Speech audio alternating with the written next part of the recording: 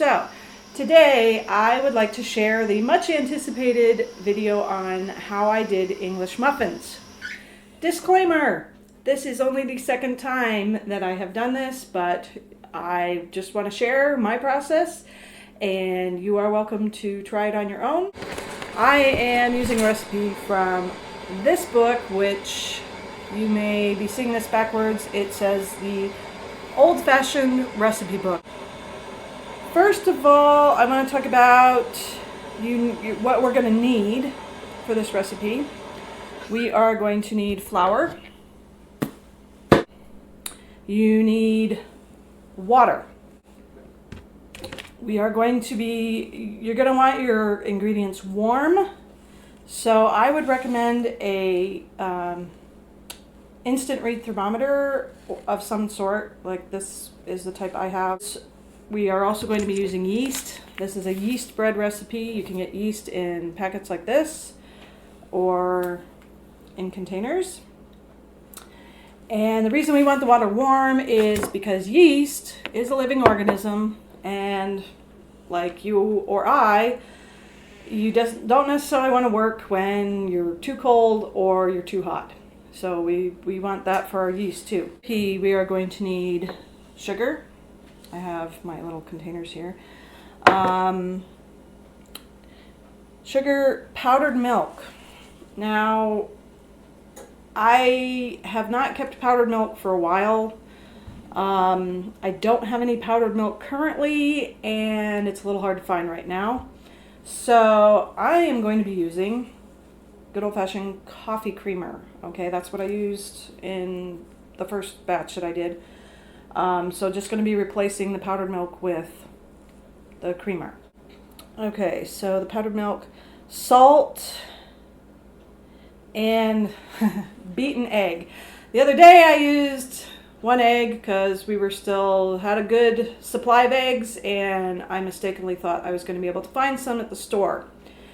Went to 3 stores yesterday, no luck on the eggs. So if you're in the same boat I am and you're rationing your egg supply, I am going to be using egg replacer today. This is Bob's Red Mill egg replacer that I found at a health food store.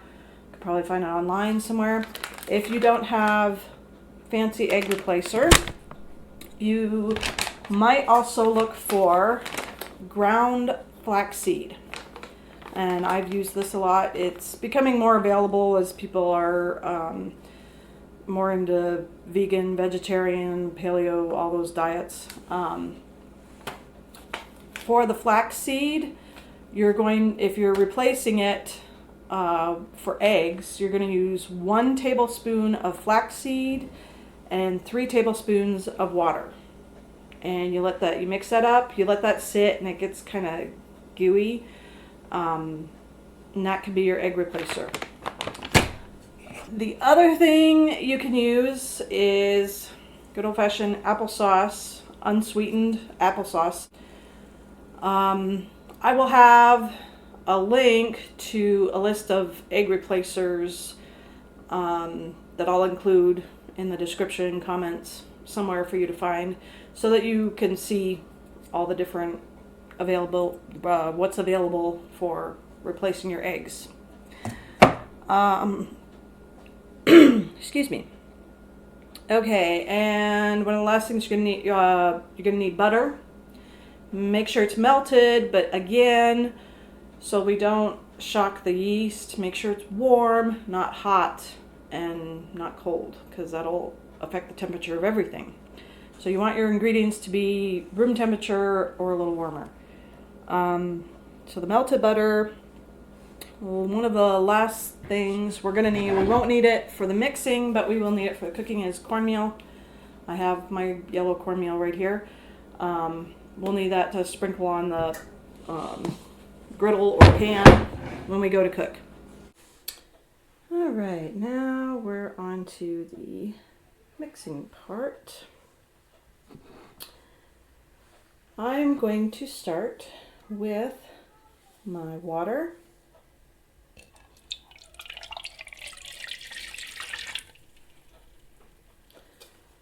Pour that in.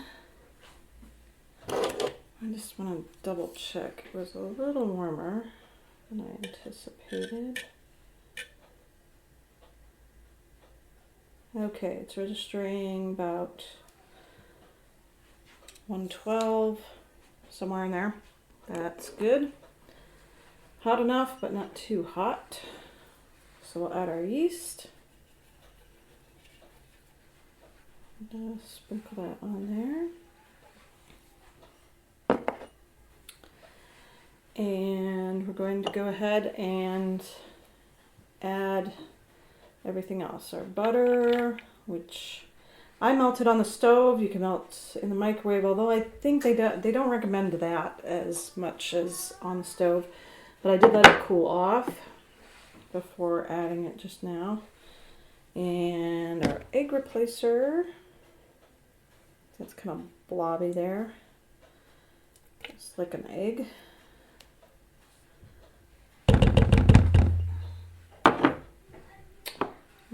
Okay, our sugar. And I'm going to give that a little bit of a stir. Our creamer, which is standing in for our powdered milk. Okay, and just get that mixed in. And our salt. And we're just gonna mix that up here. And get that all incorporated. Now we are going to start adding the flour and mixing that in.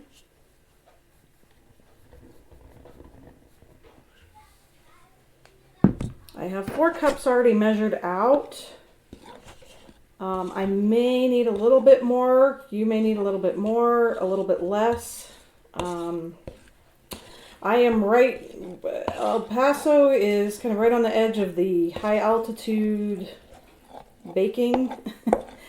Sometimes I have to follow high altitude recipes and add a little bit more or less of ingredients. If you're on the East Coast, if you're a little lower elevation, you may not need to. What we are going for is something that's not too sticky, but we also don't want to have Play-Doh. Okay? Play-Doh is not good when it comes to making breads. Unless sometimes I've done homemade flour tortillas, that tends to be a little more like Play-Doh, but not this. We don't want a Play-Doh type consistency. You can see that's still pretty sticky, sticking to my spoon. I'm going to mix this with the spoon first, and then as the flour gets incorporated, that's when I will start getting my hands dirty. Okay. You can see it's starting to hold together, but it's still really sticky. Add in that last bit of flour. I needed to use all 4 cups the other day.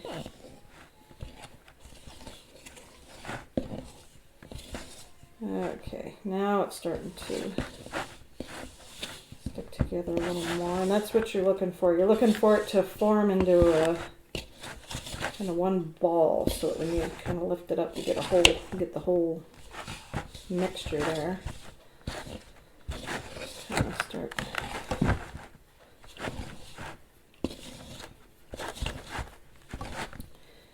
I don't want to see any bits of the flour in there.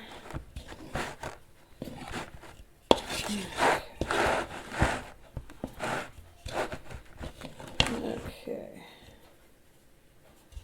At this point, I'm going to stick my fingers in and see. Alright, see how that's still pretty, it's sticking to my fingers. We don't want sticky. So, I'm going to add a little bit more dough. This is the point where it gets kind of, you just have to learn when it starts to feel right. So I'm going to leave this sit. What you want to take a good look at how much space that is taking up in your bowl, because you are going to want it to double in size. Okay, we're just going to park it somewhere warm. I did a batch of corn tortillas before doing this video, and it's getting later in the afternoon here, so that means my kitchen is nice and warm. The yeast should have a good time there in their own isolation. So I have a cover for this bowl. I'm just going to put on, I'm just going to put on loosely to keep the drafts, to keep the warm air in there, or to keep drafts out and to keep the warm air in. But I'm not going to, just in case it like explodes in size, it has somewhere to go and it can push the lid up. Okay. So we are going to let this sit for about an hour. The other day, because it's so warm down here, it took maybe about 45 minutes. It didn't take the full hour to double in size. So you might want to check it depending on how cold or warm your place is. And it might take a little longer, but the important thing is doubled in size. And I'll show you how I poke it and check. Okay, we have let the dough rise for a little over an hour, but it was lunchtime. I needed to make sure everybody was fed. Okay, look at how big our dough is. I'm gonna poke this, and if you notice it collapses, that is a sign that it is done, it's ready. So we are going to do something called punching down the dough, which if you've made bread, you know about this. Punching down the dough. Right in the middle, all the way down. Take the sides, punch it in the middle. Side, punch it in the middle. Now this is a little sticky, so maybe I could have done a little more flour.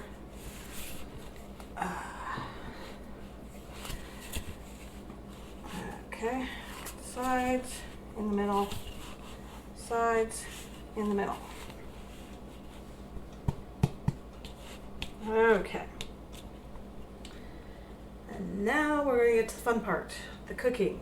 Now, in the recipe, it talks about putting these into muffin shapes and then flatten them enough. Well, what is enough? I think I discovered that you want them flatter than you think. Not tortilla thin, like 1/8 of an inch or anything, but you do want them thin. If you make them too thick, I think that is the problem I had last time, and I ended up, the outsides were done beautifully, they looked beautiful, they were raw on the inside, which, no problem, we fixed that with some toasting. But if you don't want raw English muffins, make sure you flatten them. Okay, we're coming over here to the pan. I am using a cast iron pan. I've already got it heated up. The recipe calls for a griddle. I don't have a griddle. You may have a griddle, you may not. Just use whatever you have. The important thing is to get it hot, to have it oiled. I have my cornmeal ready to go. And so I'm just going to take a ball of dough. It's a little sticky, that's why I have my flour here too. And kind of roll it. A little flour. Okay. And again, flatten it. We are going to flatten it. And before I put it on, I'm going to sprinkle some cornmeal on the pan. It's kind of smoking. And once I get it on there, I'm going to flatten it.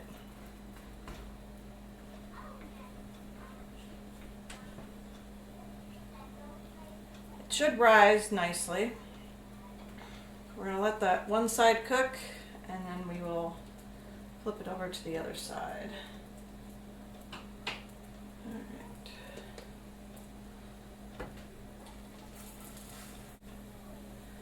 Do one side.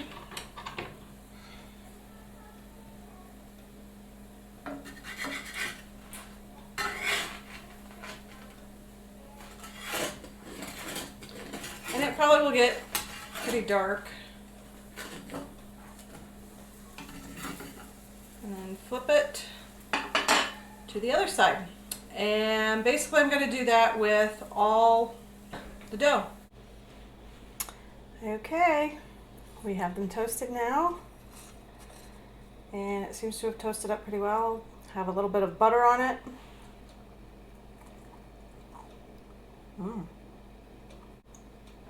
Still a little doughy, so I think I will still work on adjusting the heat and the cooking time, making sure that when I cook it, not only am I getting it flat enough, I'm going to try and go medium, maybe a little bit lower on the heat.